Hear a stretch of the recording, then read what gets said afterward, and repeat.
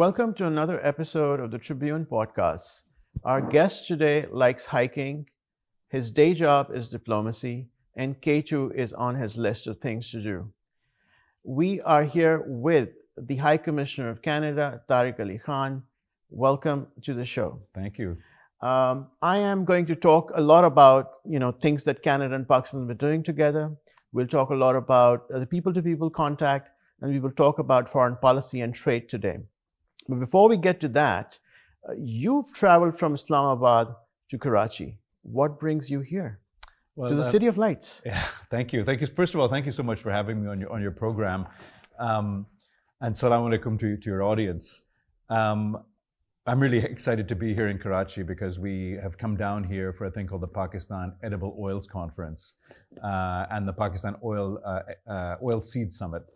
And this is a place where we're showcasing Canadian canola, which is a major agricultural commodity export for us. We're expecting to bring in about 500,000 metric tons of Canadian canola seed this year into Pakistan. That seed is crushed into oil here in Pakistan, and the husks are crushed into animal feed, into protein-rich animal feed. So heart-friendly oil, protein-rich animal feed, something that we're really proud of, and I think it's a great contribution to both Canada-Pakistan trade, but also to food security. When I started journalism, they said it was the toughest job on earth.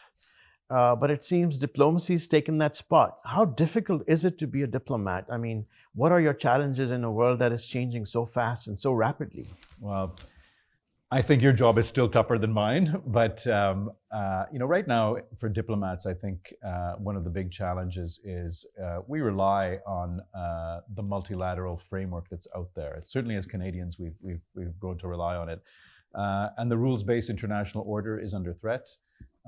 You see rising authoritarianism in various parts of the world. You see a decline in the willingness to cooperate within international frameworks. And we need that cooperation, especially to address major global challenges like climate change, like peace and security, like trade, like fair rules-based trade.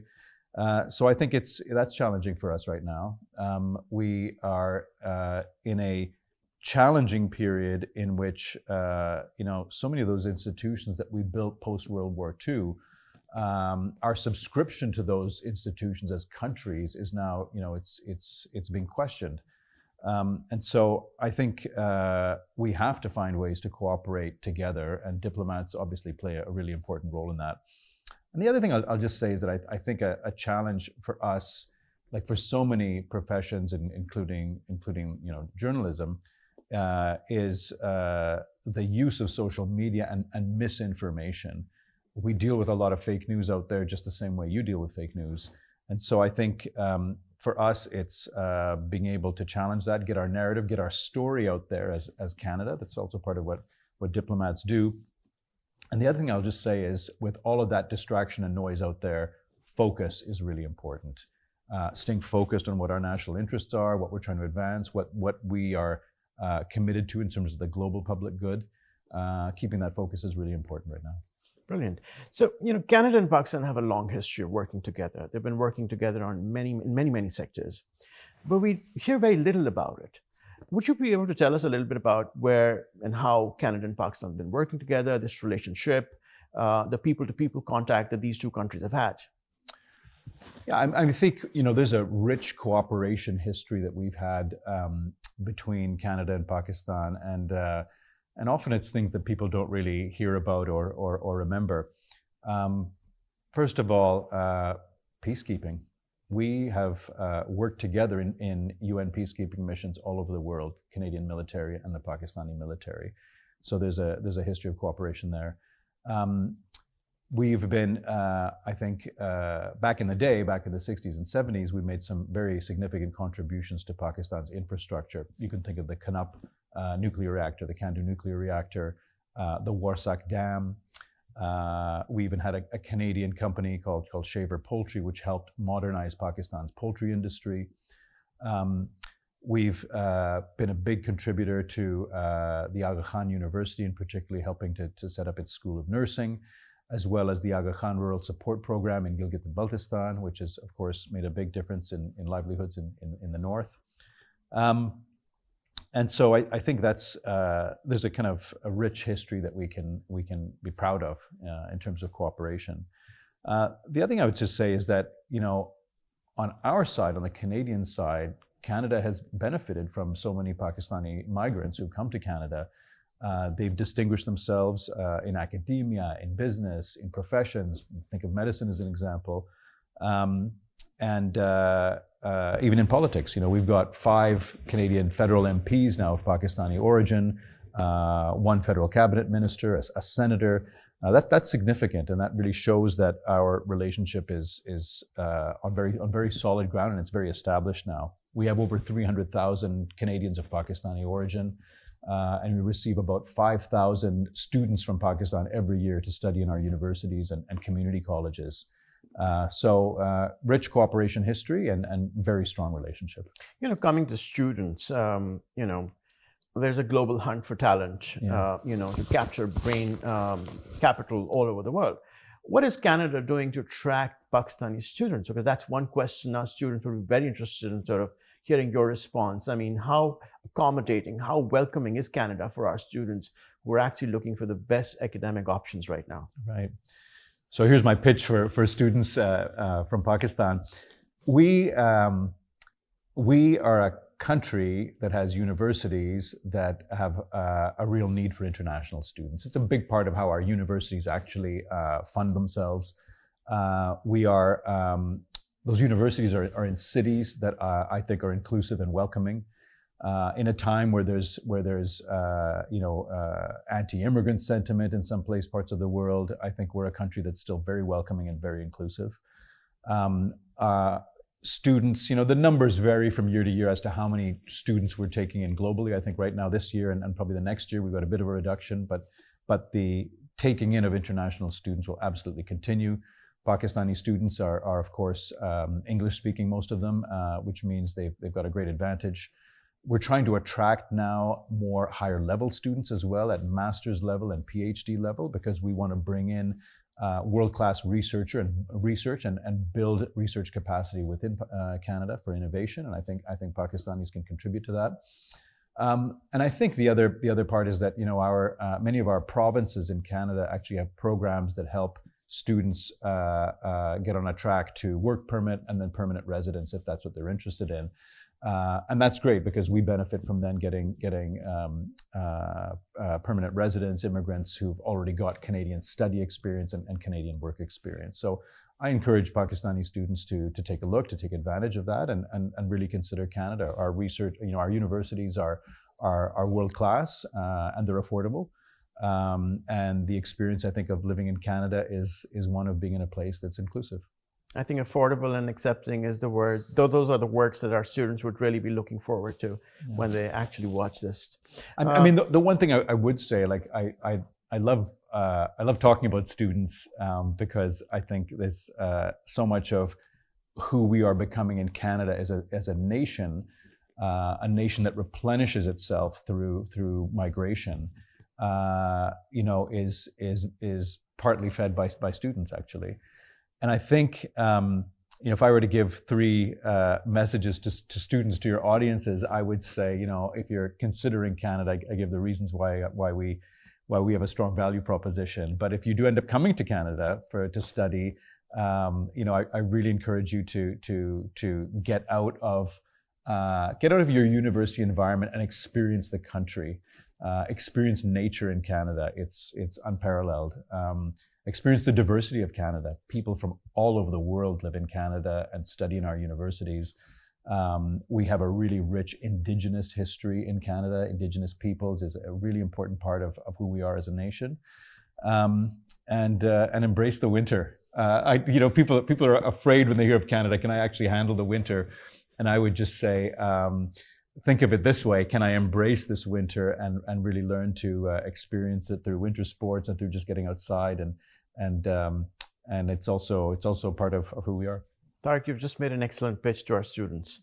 Let's see what happens with that. Switching gears, I mean, Canada is going on sort of backwards, I mean, there's a saying in global politics that you cannot change your neighbor, but you can build new alliances, find new trade partners. And Canada is in a phase where it's finding new partners and expanding its alliances. What's on the table? What's there for Pakistan to benefit from? So, indeed, we're in a place where trade diversification really matters to us as Canada. I think that people look at the tariffs that we've got that are being negotiated and with the United States. That's really only kind of accelerated a process and a recognition that I think was already in Canada, that we need to diversify our trade partners. That the Asia Pacific region particularly offers an incredibly important market for us, for our goods and our services and our skills. I think Pakistan is an important part of that. Pakistan is, for us, a consumer market of 250 million people, with a young population, a growing middle class. So I think there's a lot that we can do. There's a lot that we're interested in. I particularly think, I mentioned canola. Agriculture is really important for us, agricultural exports. But more than just commodities, bringing Canadian agricultural technology to bear in Pakistan, I think we've got something that we can offer. We have world-class dairy farming, dryland crop production, animal genetics. There's so much that we can do to help Pakistan if it wants to improve yields, those kinds of things, because Pakistan's also a big agricultural producer and exporter. Renewable energy, another great area. We've got a Canadian company here that's active in doing wind farms here in Sindh, and so contributing renewable energy sources to the Pakistani grid. I think that's a really something that we're interested in. Mining, of course, critical minerals. This is something that we excel at. It's a big part of our own trade agenda domestically and abroad. So I think there's a lot that we can offer in terms of trade and engagement with Pakistan. And it's all about finding those opportunities and joint ventures and ways to share skills and expertise. Now, climate change is a big issue. Pakistan, as you know, is very exposed to it. Where can Canada and Pakistan find the space to work together to help Pakistan prepare for it? Yeah. So, I mentioned renewable energy, I think is one. We are a renewable energy superpower. If you look at the energy sources, what makes up, what feeds the Canadian grid, it is largely renewables. And so we've got technology and expertise that we can export. I know Pakistan has, for example, people tell me it's got enough generation capacity, but what needs to be improved is its transmission lines. And that's something that we excel at. We sell hydropower to the United States. We are developing small modular nuclear reactors in Canada. Wind and solar, of course, I mentioned, are areas where we can engage in Pakistan. The other areas is climate smart agriculture. So, as you can imagine, the Canadian growing season is short and the weather conditions are harsh. And we are very good at dryland cropping. We're very good with the technologies that involve efficient use of water and other resources to grow our crops. And I think that's something that Pakistan can benefit from. And then, of course, I know that with the flood risks in Pakistan, there's lots of concerns about just the infrastructure needed to mitigate the impacts of those kind of floods. And I think we've got lots of first-class engineering companies and development organizations that work in that space as well. Now, let's move to lighter sides of life. You've been in Pakistan for 2.5 months or so. Yeah. What's on your wish list? Well, you mentioned K2. So K2 is on my wish list. I would love to do the K2 base camp trek over the Gondogoro La. I did my master's research up in Skardu and Gilgit back in the 90s. That's kind of dating me a little bit, but I didn't really get a chance to trek up there, and so I would love to go up and experience the north again, but do it on foot and experience some of that incredible beauty. So that's number one. Well, not number one. That's on the wish list. I really want to get out and meet people from all over Pakistan. The country has so much rich ethnic diversity and languages and religious diversity and just people and traditions and food and things like that you really can only do it by getting out there. And so getting out of the Islamabad bubble, as I call it, is important for me on the wish list. And then also on the wish list is getting a bit more exposure for Canada in Pakistan. We have a lot of Pakistan in Canada. I want to get more Canada into Pakistan. You're in a city that is known for its amazing food. So if I were to give you a choice between halim, nihari, and our spiciest biryani, or dal, what exactly would you have? That's a choice? Yeah, yes, just one. Can I choose all of them at the same time? No. Okay, so as I get older, I'm a little bit more health conscious, and I would just say I'll pick halim, because I've convinced myself that it's this kind of protein-rich superfood. I'll pick dal, because you've got amazing dal diversity, lentil diversity here, I've been eating mashki dal up in Islamabad, and being able to go into places like Rawalpindi and have just simple dal roti is amazing. I love it. And then of course I like dal also because I mentioned we're not only the world's biggest canola producer, we're the world's biggest pulses producer. So we actually produce lots of the dal, and it's quite possible that the dal I'm eating and the dal that you're eating here in Pakistan and the chickpeas were grown in the fields of Manitoba or Saskatchewan or Alberta. So I have an even deeper connection and interest in dal. When we talk about your exposure, let's assume you're talking to someone who's coming from outside of Pakistan, what would your recommendations be? What you do in Pakistan? Wow. So I mentioned the mountains at the beginning. I really think the kind of brand that Pakistan has or can develop is really amazing, because it's got this incredible mountain experience that many people in the world actually don't know about. So I would just say go up north and experience Gilgit-Baltistan for sure. I think there's also all of these, as I mentioned, there's so much rich history in this place. I'm a history buff, so I think of the cities that have rich historic places like Lahore and Multan as example. I want to get out and see the Sikh heritage of Pakistan and the Sufi shrines of Pakistan. And then there's of course, so I would recommend that people get out and see that and experience that. And then of course the food, you mentioned the food is and the food and the hospitality is amazing here. So I think that's what I would recommend that people do and get out and experience if they're coming from outside. All right, another question. Pakistan's story depends on whoever's telling it. What stands out for you? I think everyone's story depends on who's telling it. And I mentioned brand, and you can think about what the brand of Canada means and what people associate Canada with here in Pakistan. But I would say the Pakistani, the story that I experience every day, and I think most foreigners experience every day, is the incredible hospitality in Pakistan. It really is something else.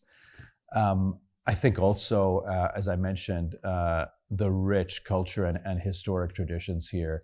It goes back a long time. Human beings have lived in what is here in Pakistan for millennia. If you think of just even the Indus Valley, of course. And so getting out and experiencing some of that, I think, is really neat. And I hope Pakistan markets that more. That's really special stuff.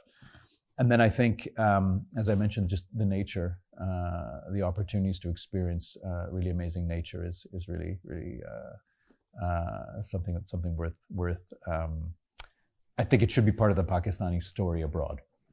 I'm going to switch gears again. back to diplomacy. You're here for 2 years. Yes. What's on your wish list as a diplomat? What do you want to achieve over the next 2 years? Well, I really want to see us enhance our trade and our people-to-people ties. And I think our trade can be enhanced by our people-to-people ties. I mentioned the size of the Pakistani diaspora in Canada.